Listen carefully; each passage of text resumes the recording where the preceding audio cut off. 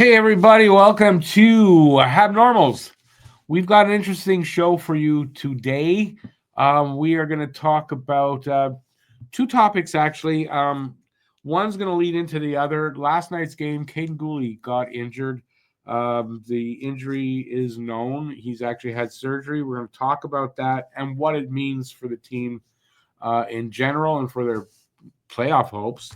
We're also going to talk about buyers or sellers as we're getting closer to the trade deadline. The Four Nations face-off is happening, so that's a 2-week break. It's going to affect what happens with the deadline and when teams even decide to start making trades and that. So Montreal is going to have to very soon decide whether they are buyers or sellers and what they think is going to be their destiny at the end of the season. Are they going to make the playoffs or not? So we're going to talk about that. We're going to go over last week's games, give our opinions quickly. We're going to give our Habs 3 stars of the week, and we're also going to predict, hopefully correctly, next week's 3 games. Also next week on recording night, they're playing, but it's a 10:30 start because they're going to be in LA. So we're going to still have a HabNormals next week, just in case anybody was wondering. And actually, Matt's finding that out for the first time himself. So that's all right here at HabNormals, and it starts now. Swagger down the street with your red lips and funky beat. You better hold your head up to the sky. I'm gonna roll with you till the day I die. Nobody heard me singing that, right? I hope not. I don't think so. I like that song. All right. So we are, by the way, I'm here, as you guys know, by now you should all know pretty much, my co-host down there, over there. What's up? Matt Norton. So we're going to talk about those things that I just said, but we're going to lead off with last week's games. Last week, not a good week. No. Not a good week. As far as wins and losses go or gathering points, they came out of the week with 1 point in an overtime loss to New Jersey. And so it started with a Thursday game in Detroit. They lost 4-2. Saturday, they were home to the Devils. They lost 4-3 in overtime. And just last night, they lost to Winnipeg 4-1 at home. So 3-loss week. Now, with the race for the wild card spots, or actually you could get a third place finish in the division, being as tight as it is, losing 3 games like that is bad. It hurts. And thank God they got to 1 point against New Jersey. Not only that, but the other people around him lost too. Well, this was okay. A bonus last night is that everybody else lost too. So it's but it's not the case the other day. Like it wasn't the case. I think when they lost to Detroit, they lost some ground. No, I mean salvaging the point against New Jersey was important. But Saturday they got a point, so it wasn't as bad. It helped because they were going to lose 2 points to a bunch of them. Because I think on Saturday they all won. And Montreal only got the 1 point. I think that's what happened. And then which again, I mean, I'll take the point over no points. And like last night's game, I didn't think we were going to win. And you know, I hate saying that, but again, Winnipeg's the best team in the league. It was going to be a tough game, but if we were going to lose that game, I'm glad everybody else lost around us. So nothing really happened in the standings wise. Like I'll be everything's honest, still really, really tight. And we have and we'll get into this, but we have a pretty soft schedule coming up. All things considered.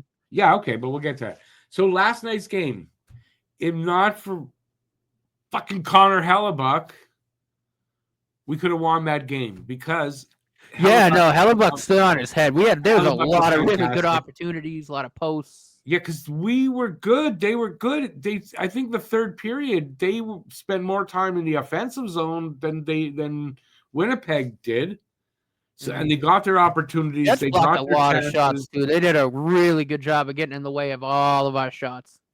Yes, okay, but the Habs had a chance.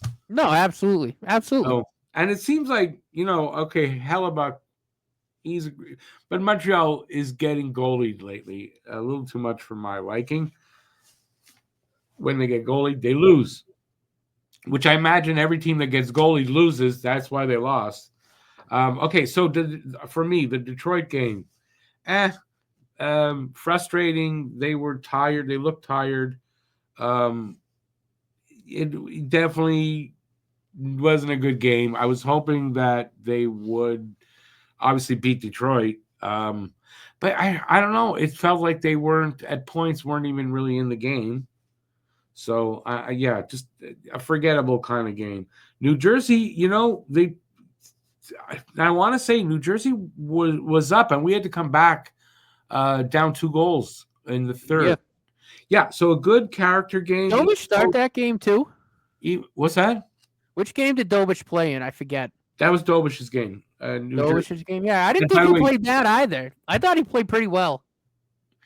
He was more average than he has been, but I mean, he was able to actually come back and I he thought was fine. Yeah, I mean, I didn't. There wasn't anything I saw that concerned me. But I thought it looked like, oh, this is going to be Dobich's bad game, right? Right. No, it did, but he composed himself. Yeah. No, he did. He did. So he's the real deal. He's looking more and more like the real deal as it goes along. Yeah, I believe he's starting tomorrow night too. This was their one good game, I thought, all the way through. A poor start, but a good finish, and they really had a chance to beat New Jersey, I thought. Yeah. No, I agree. They had a chance there. Look, they're never really out. And again, I mean, even last night when it was 3-1 in the third, I mean, they were pushing. They were pushing. It just didn't fall their way. I mean, it's it happens. And again, it's against the best team in the league, so you can't really get mad at that. I was. No, you can't. They stayed with them. They stayed with them. 7-2 to the Buffalo Sabres. We could be. Bruins. But Montreal stayed with Winnipeg last night. Yeah. Second period, they were sluggish, though. It looked like they were skating with cement in their skates. They didn't get blown out, though, so there was an empty net goal. Right. That was the fourth. So it was 3-1 against a team that was way better than them. But they stayed with them, and their character, they pushed back. They didn't give up. For the third period, I was expecting them to come out kind of flat, and they didn't. They came out, and they were competitive, and they were skating, and they were the better team. Yeah.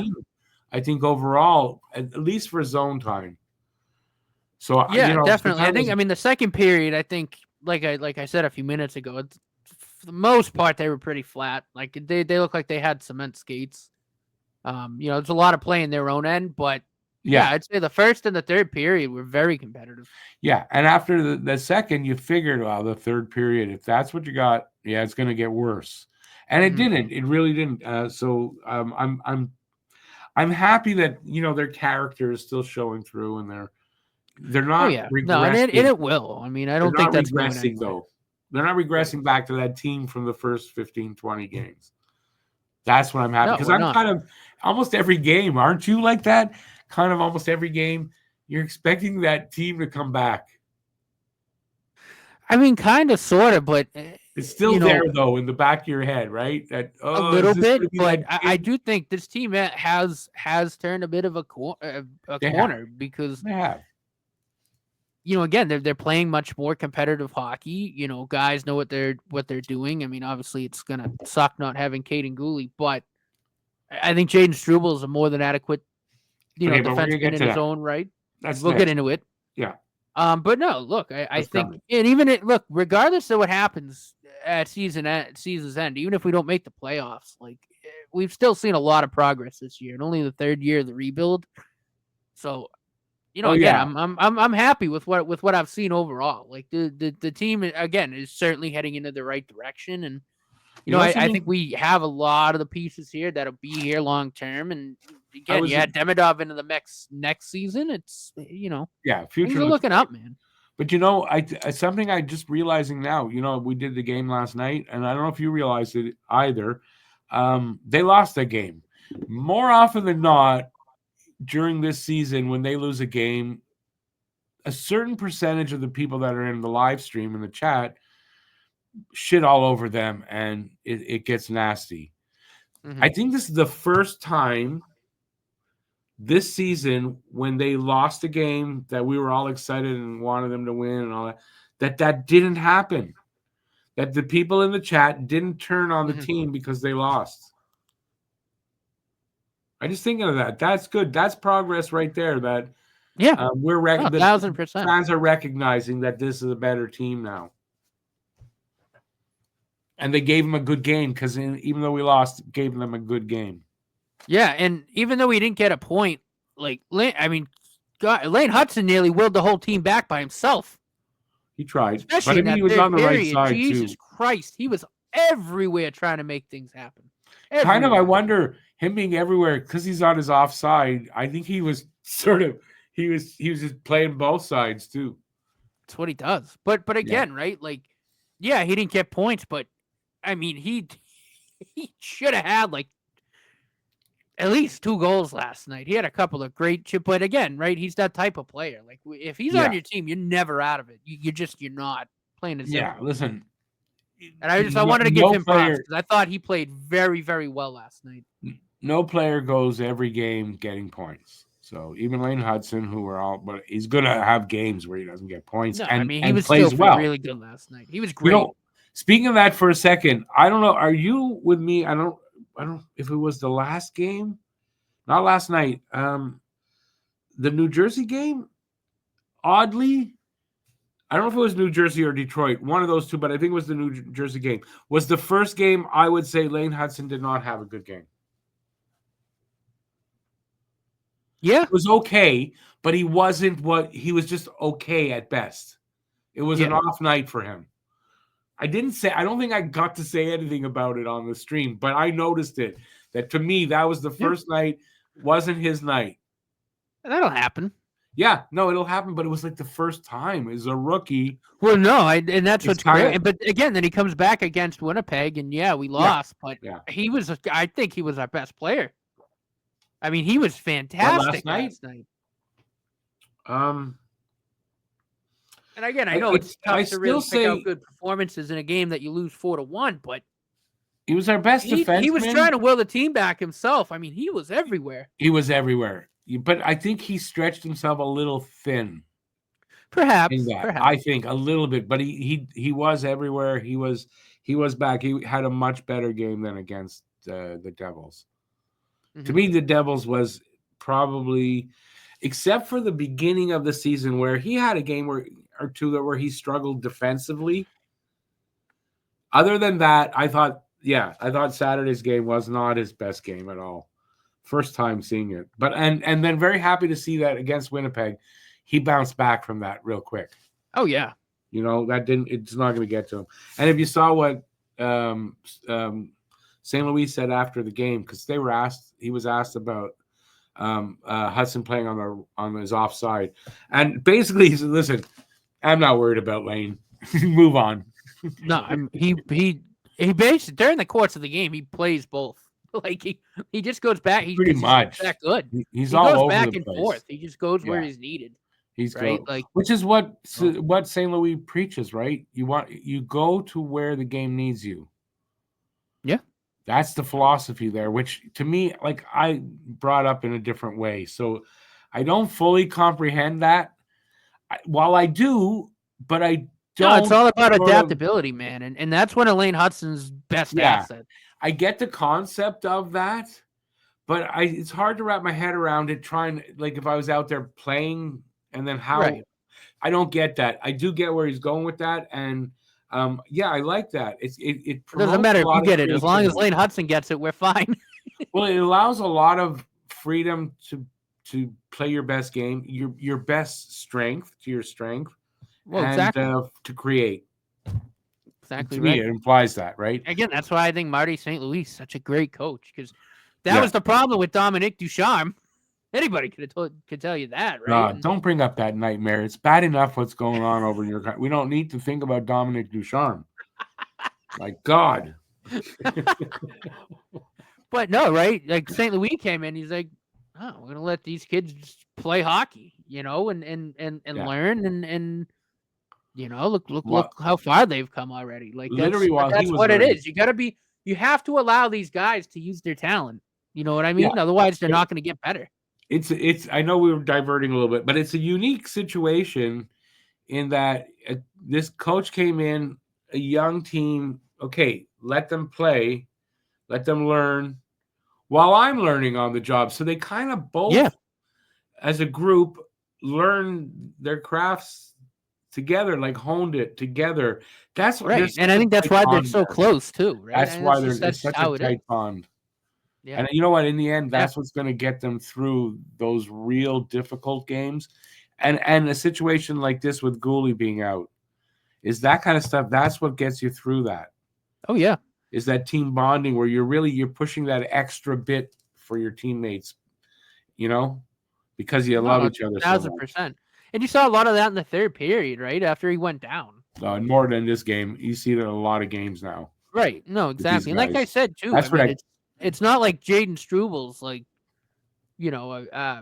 a poo-poo head. Like he's a good defender in his own right. He's not Kaiden Guhle, and I'm not saying he's Kaiden Guhle. That's the thing. But Jaden Struebel's a very capable NHL defenseman. You know what I mean? I don't think it's okay. I think they'll be fine. Let's get into that. So it's a great segue into the next topic, which is the Kaiden Guhle injury.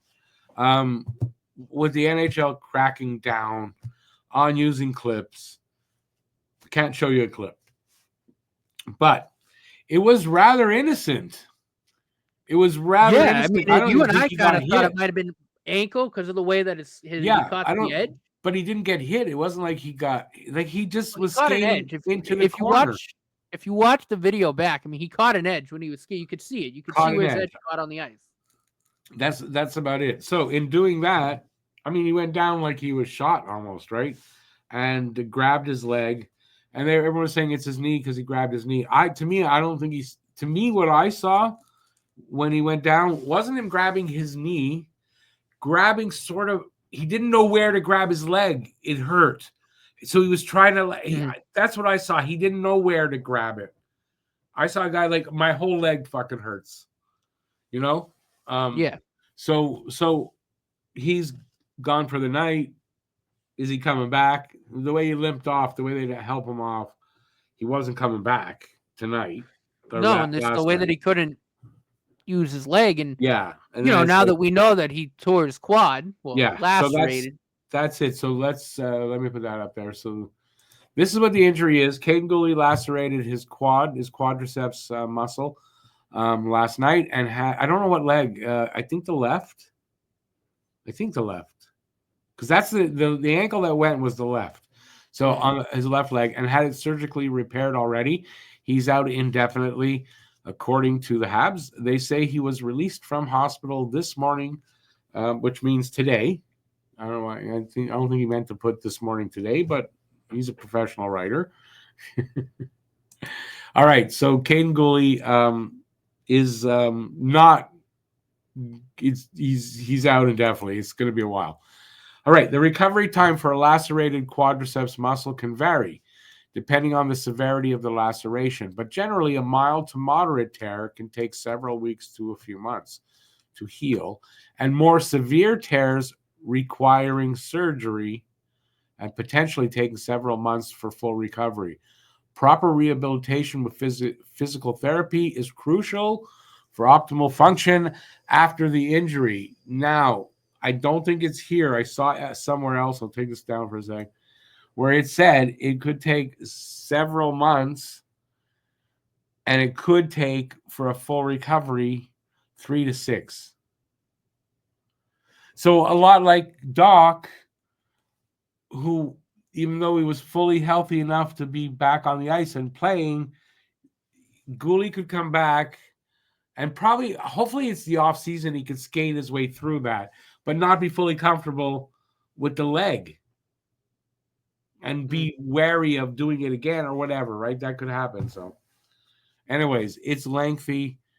It goes on to say mild strains, moderate strains. Now I'm going to go with severe because he required surgery. Often requires. The key word though, there's more severe. So it could, it might not have been the worst case scenario where it like completely ripped in half. It could be. No, I get it. a tear in the muscle that they had to close up. Like, but you just don't know. Sometimes severe doesn't require surgery, and this did. So I'm going to say that makes it pretty bad. It's a lengthy rehab, potentially taking several months to fully recover. So in other words, I saw also somewhere where things that could go well for it. He's young. That's a good thing. And his physical condition that he's in, that's a good thing. So there's two things that could go well that could shorten. Yeah, typically it's good for quicker healing. So, but we're looking at 2 months. I gotta say, we're looking at 2 months with Guhle. Yeah. If he's back for April, last couple of weeks, and if we're making the playoffs, he'd be there for a playoff run. That's what we're looking at with Guhle's injury. All right, we're gonna ask a few questions here. So we answered how long. How long is for a month? Like a minimum, he's out a month. Like there's no way he's coming back before a month. No, probably. I think you're right on with 2 months. I think it's around 2 months, right? I think it's 2 months personally. Okay, so what does it mean for their playoff chances? Because like, who's going to replace him? I'll go through all my things and we'll talk about how do the pairings shake out with Guhle out of the lineup. We know James Struble was recalled from Laval, but that leaves them with 6 because with Struble on the conditioning stint, they didn't replace him on the roster. He was the 7th guy, so they were running 6. Guhle gets injured. Now they're down to 5. They bring Struble back to 6. They're going to carry 7. So who comes up? I think most. Like, who are you thinking? Off the top of your head, right? Logan Mailloux. Right. I think everybody off the top of their head first. Maybe Adam Engstrom, but my gut says Mailloux because he's already. Those are the two guys. Two guys you're thinking. Now, I heard though, it looks like it's going to be Gustav Lindstrom. Why? Okay. He's a righty. Experience there, and he's got more NHL experience, like a lot more NHL experience, and I could see that. If he doesn't work out, then I think they'll give the kids a shot. That's what I'm thinking is going to happen. And by the way, anybody watching, let us know what you think in the comment section, because depending when you're watching, we might still not know anything, right? Absolutely. All right, so we can kind of look at it and say, kind of think, if it's Mailloux or if it's Engstrom, one of those guys, they're going to play on the third pairing. I would think, right? When they're in the lineup. Mm. And if it's Lindstrom, we had him here and he played second pairing. He wasn't that good. He wasn't that good. I'm not saying he was good or anything. But he did as go a depth on guy, I mean, he's okay. He did go on better to than play, Justin Barron. I'll give him that. He did go on to play elsewhere, so he got in more again. So he's got even more. So, like, you know, he's still rather young. I think he's only like 27 or 28. He's like, yeah, no, I mean, it's depth. Yeah, but a guy like that, just he maybe come up here and be better than we think. No, he very well might be better than what he was last year. And he may come up here and not play at all as a 7th guy, right? Right. And probably ideally, if it's Lindstrom, that he doesn't play at all, and he's just here in case of an injury or something like that, right? Yeah, because look, I mean, I think, you know, and I know I said it kind of when we segued into this subject, but you know, Jaden Struble's a very capable NHL defenseman. Like, I think he'll be all right. Should be just fine. We know what he can do. You know, he's not Kaiden Guhle by any stretch of the imagination, but he's pretty good. I don't disagree, but I mean, it's not Guhle. It's good. It is a bit of a notch down.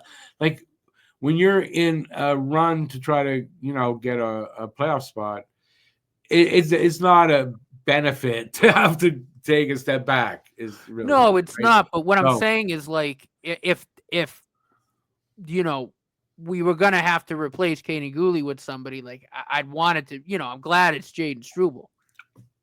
You know what? Put it this way, it's not Victor Mete, and it's not Justin Barron. Jesus Christ! Can you imagine if we didn't trade Justin Barron?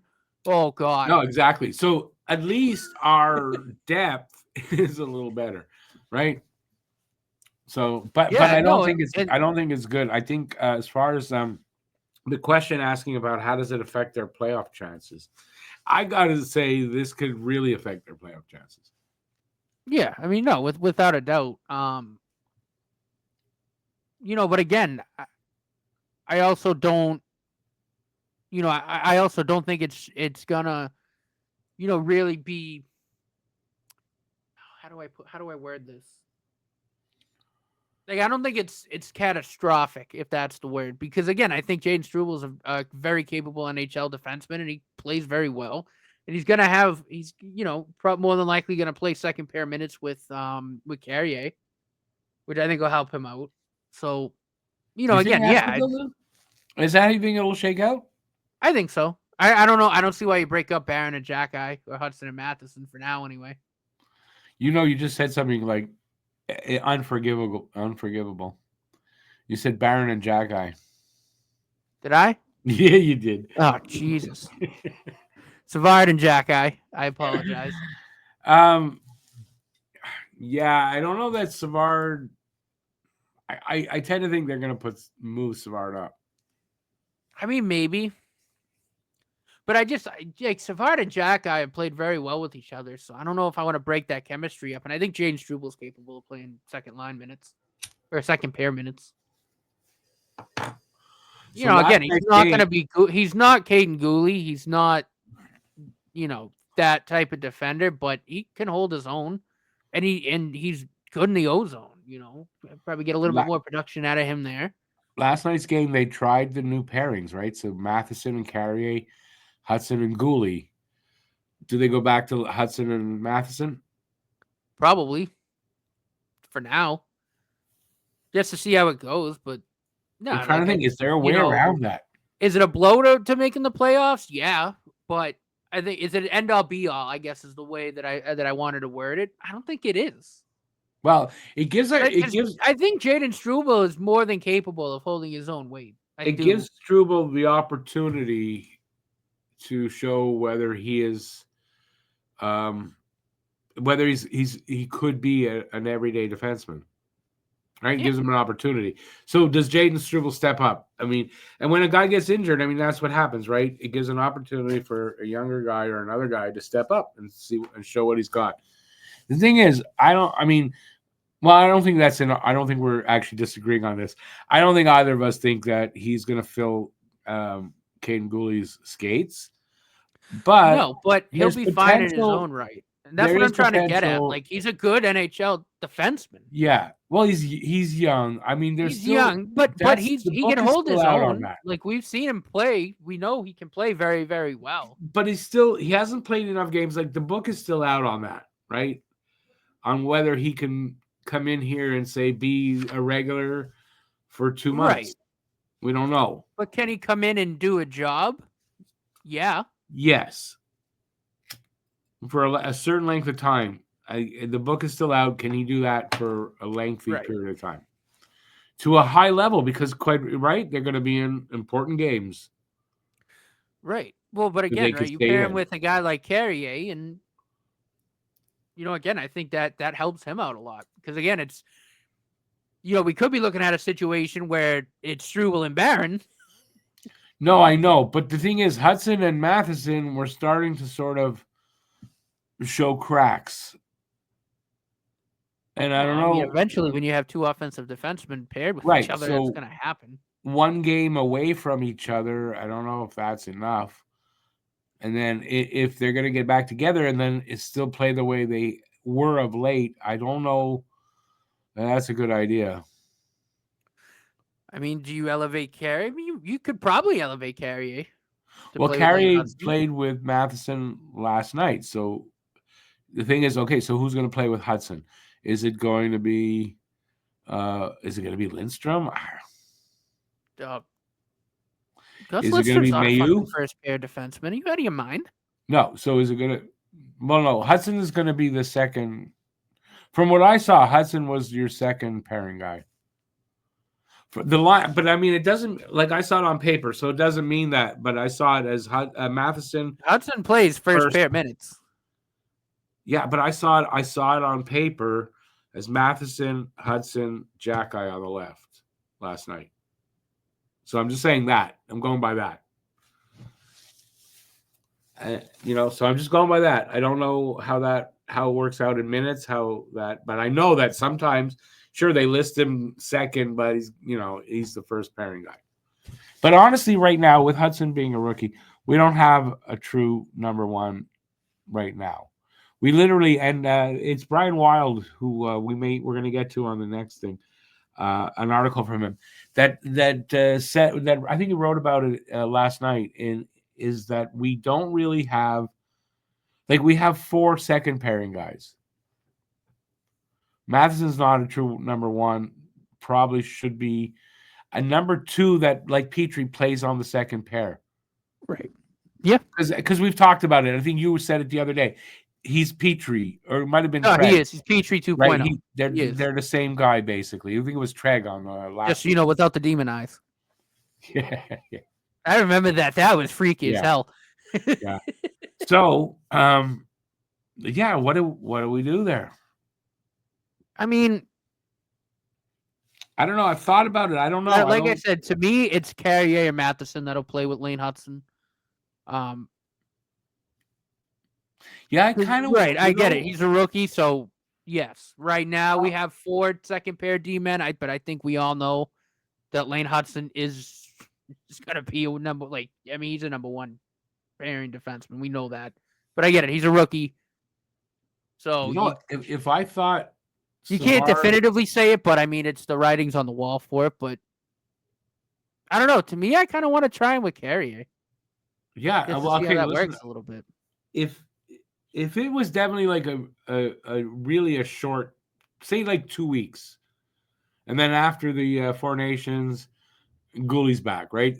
Then I would say I would put Savard with Matheson again for a short period of time, and then yes, Carrier and Hudson, and Jack-Eye and whoever's called up. And I think if it's Jack-Eye, I want maybe bring Mayu up. Because they played together and we know that they can play together. Mm-hmm. So that's how I kind of see it. But it's going to be a while that, as far as we know, I don't know that I'm going to be comfortable having Savard for 2 months again with Matheson. Although it might be better because, Savard at least is a stay-at-home guy, allows Matheson to do his thing. Matheson could be on the left, Savard on the right. It works. Yeah, I think Jack-Eye and Struble play decent together. I don't think it's not a knock on Struble at all. No, I don't. No, I know. But I'm just thinking this out loud as well. Struble's also, though, a left guy. That's his natural side. So I'm trying to fill that out where you got a left and a right playing in the right spots, right? So you got Matheson and Savard. That would be perfect. Hudson and Carrier, you're good. Jack-Eye. Then I'd want it to be Mayu because Mayu's a right side guy, and they've got some chemistry together already. No, I get it. So and they're gonna call somebody up. I'd be cool with them. I think it might be Mayu that they call up. Mayu has gotten his game back together. From what I read, he's back to where he was last year, because his game had I don't know if it was the offense or the defense had fallen off, but that is back. I was reading about it yesterday, I think so. Mm-hmm. So he should be due. I could see them calling Mayu. Yeah. And you know what? It's time then. If Guhle's gone down, this is an opportunity to see if Mayu is more ready than they thought how he was at the beginning of the year. Because I think he got 2 games in the beginning of the year, right? 2 or 3. I don't think he was bad. Well, they felt that he needed some work, so that he's had how many games? It's a lot of games. He's still only a 20-year-old kid, too. I know. So it's time. Listen, there's an opportunity there. I think Mayu has the higher upside over Engstrom. Mm-hmm. So I would rather see Mayu in there getting that shot right now. And if it doesn't work out, maybe try Engstrom after. That's fine. Yeah. But I'm hoping it's Mayu that they're going to call up. That's what I'm hoping. Any final thoughts? No, I mean it'd be cool to see. Yeah, no, I mean we'll see how the pairs shake out. Like I said, I mean for me, I'd kind of like to see Hudson and Carrier together. I want to see how that would work. Yeah, I think if it's me, how that might work.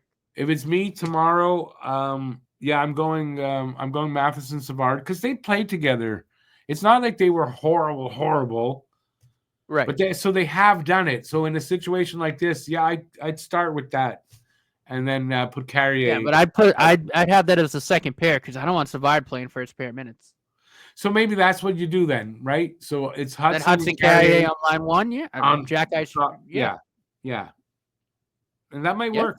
That might work. Now, they know better than we do, so it'd be interesting to see how accurate we are to what actually is going to happen tomorrow. Because I don't know what's going to happen tomorrow. Anything could happen. Okay, so let's move into. We are getting the trade deadline. I think is March 9th, right? Yep. So it's a month and a half away, about that, a little less. But there's a 2-week interval where the Four Nations face-off tournament is happening.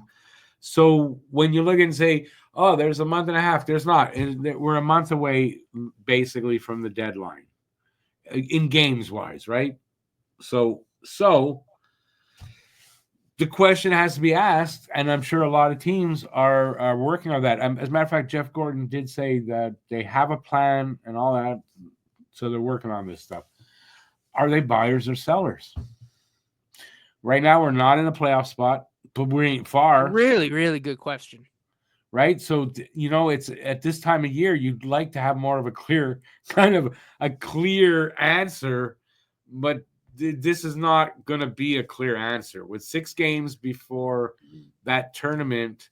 And if I can bring this, and it's not even just for the Habs, right? There's like 6 or 7 teams that it's the same exact type of thing, right? Like, it's not just the Habs. Like, no, it's like not. It's crazy. Yeah, it's not just the Habs. Just in our conference, on our side, the Eastern Conference, there's, I think it's something like between there's 10 wild card challenging teams, right? So the bottom 2 are out. So there's 8 teams from 8th on that list. Third from the bottom, I guess, in the division to the top. The first wild card spot is 5 points. And then it's another point to Ottawa, and another point to third in the Atlantic. Yeah, so 6 points. No, it's a lot of teams are thinking this, the same way. Like, what do you do? That's so tight. What do you do? How do you feel? Do you feel your team is gonna, right? But you can feel your team's gonna make the playoffs, and that doesn't mean they're going to, right? So I don't know. It's really tight. All right. So this is what Brian Wild of Global TV. He's a great writer. I like the guy so much. As far as if you're a Habs fan, you watch the games all the time. After each game, this guy's article, "The Call of the Wild," is like essential reading, in the way Red Fisher used to be essential reading after every Habs game. I agree. Brian Wild's great. Love reading his stuff. He's just so logical. It's well thought out. It's like he's just, I don't know. It's really I don't know. The word's not coming to me to how to describe it, but give him a read and you'll decide for yourself. But I really like this guy. All right. So he says, this isn't an ordinary trading deadline. Usually there's 35 days of hockey remaining as January ends. But this year, with the 2-week break for the Four Nations event, there isn't actually a lot of hockey left. In truth, from a hockey point of view, it's already February 15th. So what that means is each team has to make a decision soon how they're going to approach the trading deadline. The Canadians are right on the cusp of contender or pretender, so any chance for insight from management creates a lot of interest. Jeff Gordon says, we definitely have a plan, and we are not going to deviate from that plan that makes us successful for a long time. He says you're not going to see us deviate from not trading away young players. So if anyone is looking for that, they're looking for the wrong thing from the Habs. So if you're coming out and calling and saying, hey, listen, we want one of your young guys. Nope, it's not happening. They have traded away one. He explains why they kind of felt they were pretty much at his ceiling, I guess, pretty much. And they had a chance to make a deal that improved the team, and you got to do that, basically what he's saying. So, yeah, and again, too, right? You think about long-term success. Like, Carrier is only 28 years old, so... Yeah, that's right. He's still got a lot of good years ahead of him. Okay, so Gordon goes on to say, if there's an opportunity to help these guys, they deserve it. We want every game they play to be the biggest game of the year, and they're doing it. So if we can help them along, we're going to look to do that. Brian Wild says, if we put all of these quotes together, it sounds more like they're ready to acquire a veteran to the roster while giving up only a draft pick as high as a second or third rounder. It doesn't sound like a blockbuster where they give up a first round pick. So if they're looking to acquire somebody before at the deadline, he's saying that it doesn't look like they're going to make a blockbuster trade. What do you think on that? Honestly, I like that a lot. Because again, right, it's that mindset that I think you and I have had. And what I think the organization has, like, they're not gonna mortgage away, the future for, what if they make the playoffs, maybe a first round exit. Like, they're not gonna do anything drastic. That's just not gonna happen. And they're not. But I like the idea of maybe using, because they have a shitload of second and thirds. Yeah, Like, they have a ton of capital. I'm cool with them bringing in a veteran, so we'll see what happens. But yeah, there's no need to mortgage away the future to make a big trade. No, they got picks. You're, probably 2 years away from really, being a contender. Yeah, no, exactly. Yeah, no, they're not going to do anything. They have a vision of what they're going to do. They're also not going to say, "Hey, you know what? Why don't we make a little change and we're going to do this and that and try to fit that in?" They're not doing that. No, and it doesn't work. Got a vision. They're staying the course. Yeah, and they're only going to do things that stick to that vision. That's something I like, because some GMs, they kind of go hilly-nilly sometimes, and then it doesn't work. Maybe it's right. Maybe that's describes. That's what I just said. Like, and especially when you wouldn't. I mean, again, you watch these games, you look at this core of players, and we see what we have, and we see, like, yeah, this team is going to be a real threat for like a decade or even a dozen years once things start getting going. So it's if like, they don't screw it up, why mortgage that now when you have that core here? And are they maybe a little bit ahead of progress? Maybe a little bit. But again, right, like, you're doing that with the young kids you have. So it's why, again, why make a drastic trade that could really change a lot of things, now. And it's almost like, doing that would be jumping the gun. And I just don't think you need to do that with this team. Oh, by the way, I mean, if that makes sense. I think I better explain something. If you're wondering why there's a Flyers thing behind, yeah, that's because we were supposed to do there was a Flyers live stream supposed to happen at the same time we were recording this, so we needed a neutral background that worked for both. And the way it was set up, we were hiding the Flyers thing, and if they were on, they would hide the HabNormals thing. So that's why I didn't even think of that. So just disregard the Flyer thing. Okay. There was a but does that make sense, Rick? Like, in other words, if they were to try to make like a drastic trade or something like that, it'd be kind of jumping the gun. And I don't think they need to do that. You know what I mean? Not with this team, not with what we can see is being built. I think they would make a drastic trade if it's something they absolutely thought would make the team better, right, for the long term as well. But that's not going to happen, and they're not looking to overhaul the roster either. They're looking to make little tweaks here and there. There's no point in doing that. Like, they're not at a point where, like, they see a guy and, all right, we bring in, whoever the hell it is, so-and-so, and all right, now we're making a put. We're gonna push for a cup. Like we're not there yet. We're not close. Not for a cup. So, most down the that and that's the type of trade you make when you're in that position where you say, all right, we go get this big fish. Yeah, they're not there yet. We get a serious contender. We get a serious chance to win a cup. We're not there yet. It makes no sense to make it. They're pushing for a playoff spot, not a cup. Right. They're not that team yet. Right. No, and I like the management thinks that way, and I think they're absolutely correct. No, exactly. All right. So Brian goes on to say, the final thought from Gorton indicates how quickly the trade window opens this season. Kind of a point I've been trying to get to. We will see what happens with their play leading up to the Four Nations break. So this is important. Canadians are off from February 9th to the 22nd. General managers are treating the break as kind of a soft deadline. So expect more action, he feels, than usual before February 10th.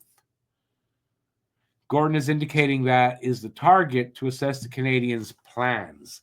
So that's really important in my mind. It is because with the deadline coming up, and we're kind of expecting the Habs to do something, right? Either moving guys out or bringing somebody in to either shore up. That's a good question. Do you think they're still looking to bring in that second line center, or is Kirby Dach starting to show them what they want to see, that they want to give that a little more time? What do you think? Yeah, no, I 1,000%. I think Kirby Dach is finally comfortable with his knee, and you're starting to kind of again see that Dach that we saw that started last year before he got hurt. But no, I don't think they're gonna be trying to acquire that second line center. I think that's sort of on the back burner right now. Well, it's an off season. I see it as an off season thing because if you're more than likely, I agree with that.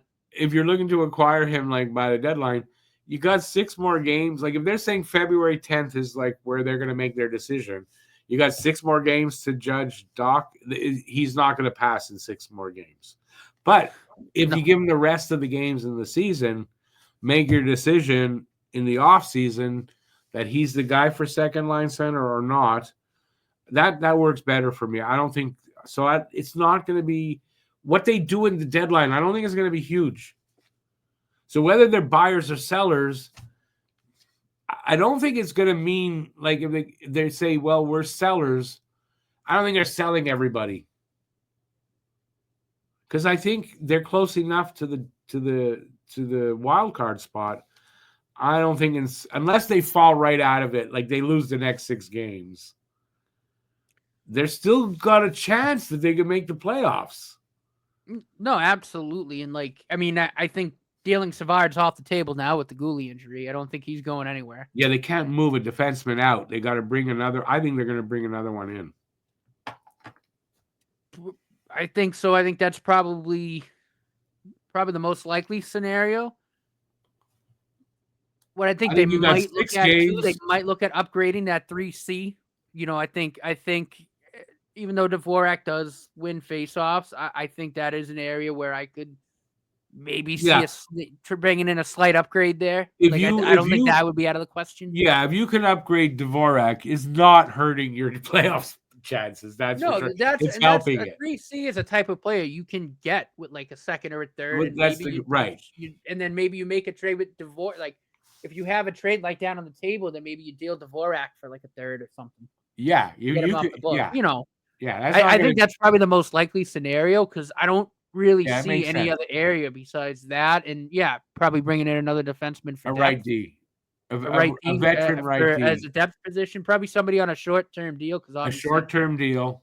Maybe a year left, something like that. At the most. You don't want them to be more than next year at the most. Yeah. Other than that, I can't really see them making other moves. Because again, I think the top 6 is pretty much set right now. I don't think they're going to touch that. Yeah, I don't. I think you're right. The reason I bring it up is I think a lot of fans are expecting a lot of movement, right? Because we talked about it and we kind of did. We did too for a while, but with where they are now, they're not moving guys that got them into the position that they are. Well, no, and again, like the Guhle injury changes a whole lot of things now too, right? It kind of does. Because again, you can't move out. You can't. I think Savard was probably, before the injury, probably could have been looked at as a guy that maybe they move out, but or Matheson, but that's not happening now with the injury. It's so that's not. I don't off think the table. No. Crinkle up that paper, whatever you wrote on it, and chuck it. Yeah, I think so. But yeah, I can see them certainly trying to get another depth. Another like a veteran right defenseman, just as depth for now. Yep.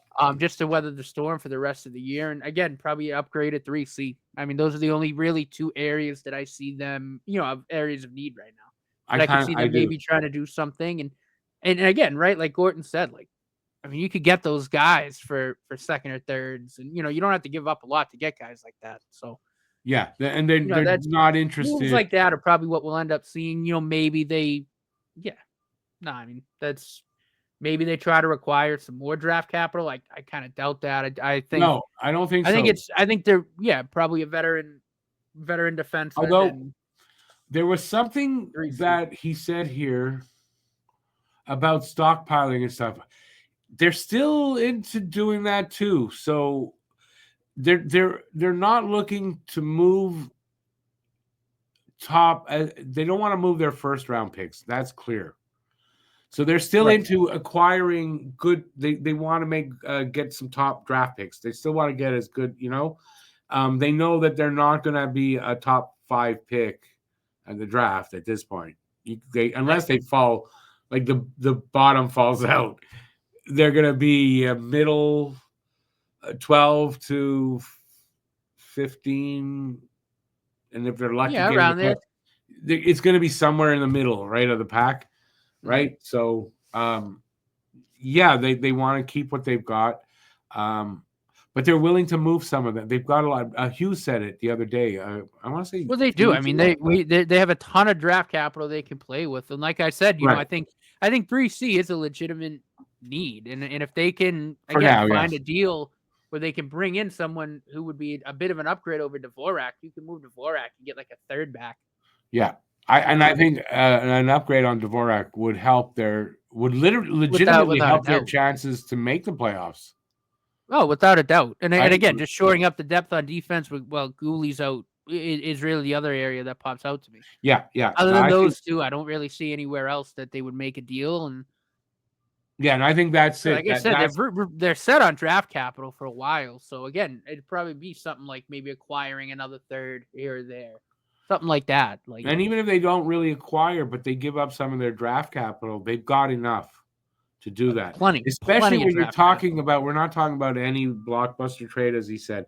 We're not talking about anybody that's going to cost you an arm and a leg to go acquire, right? It's a draft pick, maybe 2. They have that. They can do that. Yeah. No, I mean, it's like I said, I mean, it's, I think it's this year, next year. I think they have two first round picks each year. I think first, 2 seconds. I think one year they have 3 thirds. Yeah, I think they have a ton of draft capital. It'll be a trade. Like I said, probably an upgraded 3C. And you can, get that. Like if you can ship out a third round pick and get that, that's not something that's going to be hard to acquire. But I can see them. I think in the next 6 games until the tournament, they're going to evaluate whoever they call up, right? So if it's Mayu, you're going to want to see what can he give us in 6 games. Let's make a decision. And then I think over the 2 weeks that they're off, I don't know if they can make trades during that time or not. Is it frozen? I'm not sure. Yeah, I don't know the answer to that. If it isn't, I could see a trade happening in that period of time. If it is, then it'll be before the deadline. And I think if we're all planning to do all these shows on deadline day, I think there's going to be a lot of moves already happen, like more than last year. Well, and think about it too, right? Like I think another important piece there was, basically February 10th is, for all intents and purposes, the deadline, because you come back on the 22nd from the break and you have a week.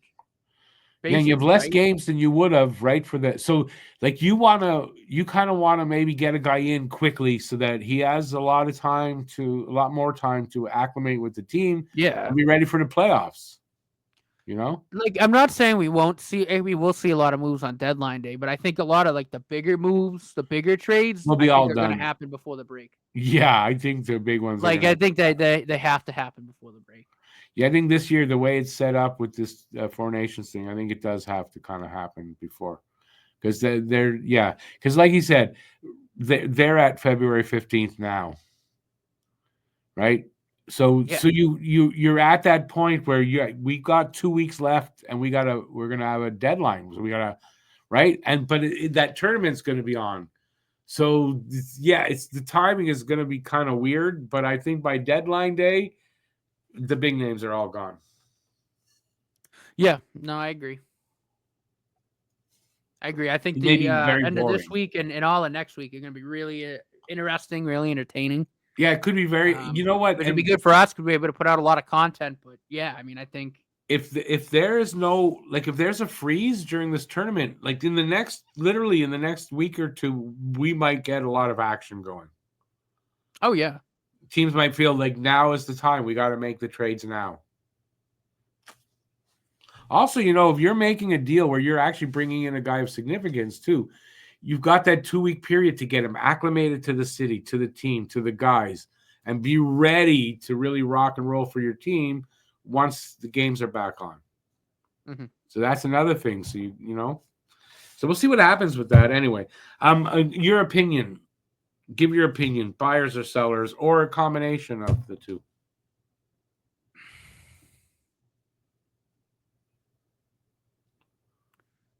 I think it'll be somewhere in the middle. I don't want to say buyer because we're not in a position where we're contending for a cup. So, they're not going to be straightforward, full-on buyers, hard buyers. Not making. They're not going to be hard sellers. Like I think they'll be somewhere in the middle. Yeah, like maybe sort of like a soft buyer in a way, if that makes sense. Because again, right, that'd be kind of like getting a third line center or something like that. No, that makes sense. Soft buyer. That's where I mean? was going to go. Yeah, soft buyer. That's how I feel right now. And as far as sellers, no, I don't think so. I don't think so. No. I think it depends. You know what depends? If in the next few games, like we're gonna go over the predictions for the games. So like say they win this week, all 3 games, and puts them right back in it. Yeah, I think they're gonna look to buy but not sell because listen, you got these guys here that got you there. Are you gonna get rid of them just to bring other guys in? That's why I like to say kind of soft buyers. But if you think you got now a chance, so you're going to get rid of Armia or whatever to bring other guys to replace, and you think your chance is going to be the same, it's not. Right. So they're going to do as little to disrupt what they've got going on, with maybe adding a couple of not huge pieces but important pieces. Mm-hmm. So that's how I see it. Yeah. No, I agree. Like I said, I don't think it. I mean, it might be a term, but like I said, I like to kind of call it a soft buyers. Yeah, no, I was going to use the same term, so it's fine. I was going to say the same thing. Yeah. Soft buyers. That's a good way to put it. All right, let's move on from all this, and it's time for. I don't think I even got it set up, so I have to go look for it because hey, I have the thing. Might as well use it. It's time for the Habs 3 stars of the week, and that is where we each give you. Whoops, I ran it again. Our 3 stars, and I've got 2 honorable mentions, but we don't have to run. But I have 2. All right. So I'm gonna let you go first. Give all your 3 stars, and then after we'll do the honorable mentions separately. And while you do that, I'll put you this way. All right. So I kind of forgot to think about this a little bit, but I think for me, I think Slafkovsky has to get a star. Again, even though the team didn't really have the best 3 games, I did think he played a pretty important part in, especially in the New Jersey game. I mean, he's been, I think, 6 points in his last 7 games. He's been very, very good. Very happy with what I'm seeing out of him. I want to put Suzuki up there as well. I think Suzuki and Caulfield as well. I think that top line, I think, is my 3 stars of this past week. I just think that line's been very good. They're doing their thing. And I'll say this. I totally agree with you. I got those 3 guys. What order do you have them in? For me, I'd probably go Caulfield 3, Suzuki 2, Slav 1. Okay, that's not how I have him. But so I have Slav for 3. He had a goal and 2 assists. I have Caulfield for 2, a goal and 2 assists, and Suzuki as the first start with a goal and 3 assists. But that line, in general, in all 3 games, that line, I thought I had my camera off. I guess not. That line in all 3 games was that was the best line for the team, and I thought, all 3 players overall deserved it. There are a couple other guys that played well, but 1, 2, and 3 there. I'll agree. Okay, who you got for you got any honorable mentions that you can think of, or I'll just give mine. It's a cop out, but I'll throw Lane Hudson in there. Because again, I think aside from the New Jersey game, he's been because of the New Jersey game, I didn't put him, and I guess I could have, but I didn't, and it didn't really pop into my head to do it, so I don't have him. So I have for my first honorable mention is Brendan Gallagher. He only had 1. I like that, but I'm sure some of it went unnoticed in how hard he worked. How hard he fought along the boards, like every night to gain possession of the puck sometimes. Yeah, that nice steal last night, too. Nothing might have come of it, but you noticed the hard work.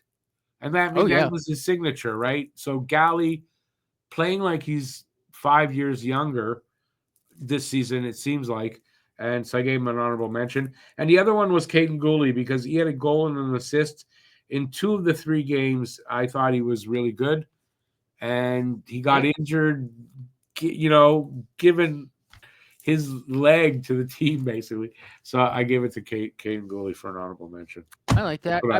I think too in a way, like I think Carrier maybe deserves an honorable mention a little bit. Carrier was good too. He's been very, very good.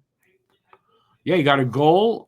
I think a goal and an assist as well, and just he was noticeable out there, not in a bad way, always in a good way. No, he's been very good since we acquired him. I'm very happy with that trade. Great acquisition. I mean, we say it every time. Great acquisition. I mean, again, right? It makes losing Guhle a little bit more stomachable because we know Justin Barron's not going to play. Can you imagine though, right? If Carrier wasn't, that's why I said at the beginning of the show. I mean, sweet Jesus! Imagine if Struble and Barron. I mean, again, not I love Struble, nothing against him, but just as the Barron part.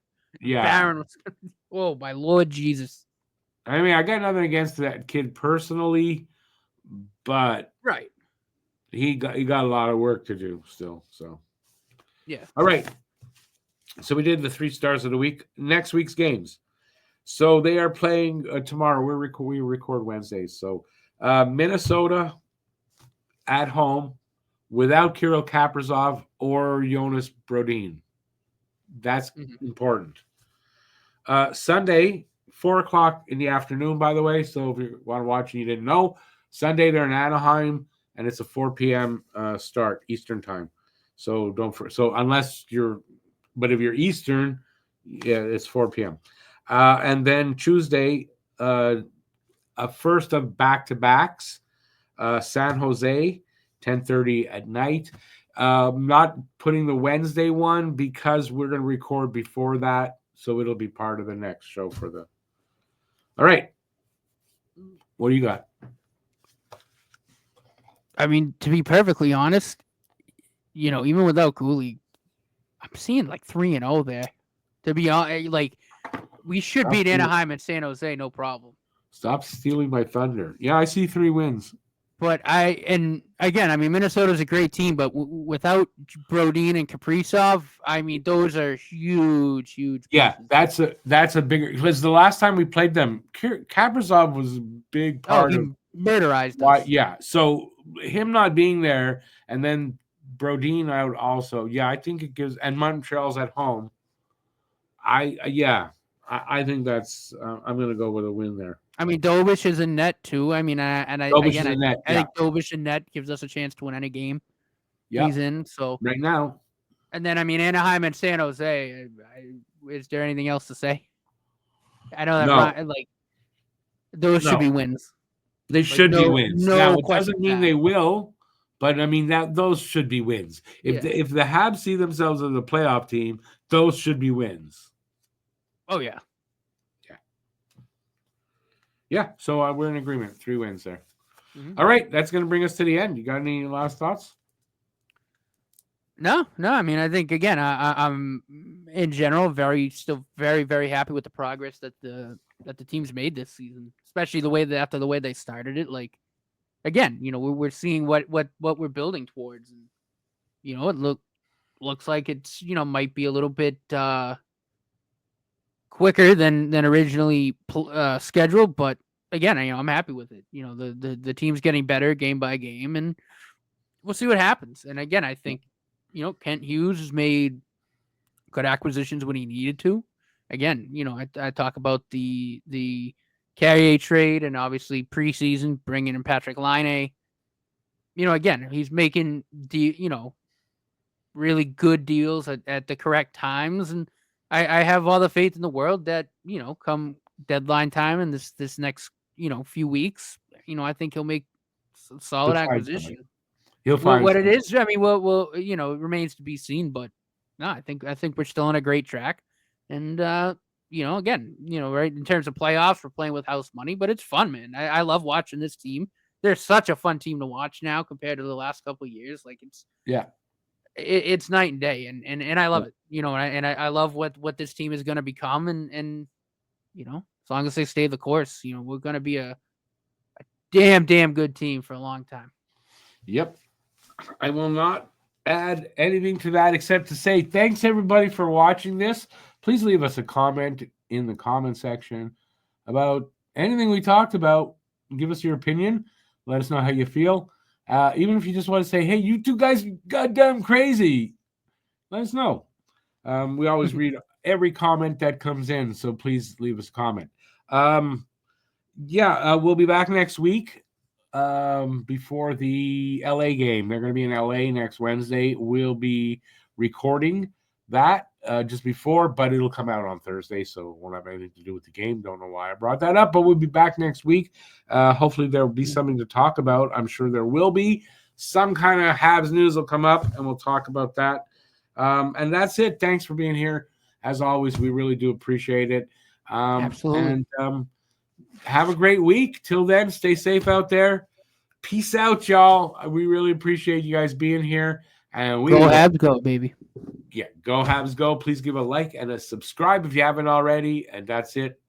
Ciao, everybody. See. Swagger down the street with your red lips and funky beat. You better hold your head up to the sky. I'm gonna roll with you till the day I die.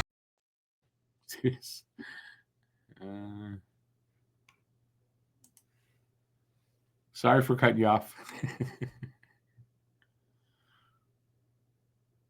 What happened? What happened? It's still recording. No, it says. Oh shit. Ha ha ha. Bye everybody.